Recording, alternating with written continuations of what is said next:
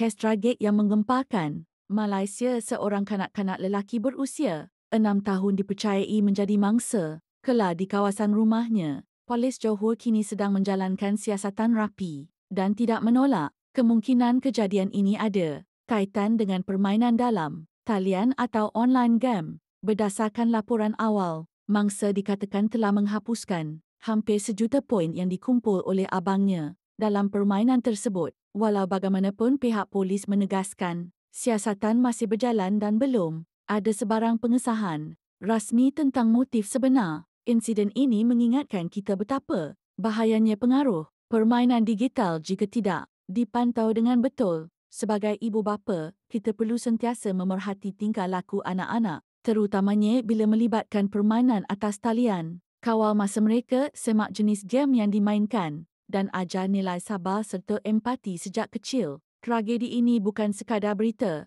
ia amaran kepada kita semua supaya lebih peka dengan dunia maya anak-anak kita. Semoga kebenaran segera terbongkar dan keadilan ditegakkan.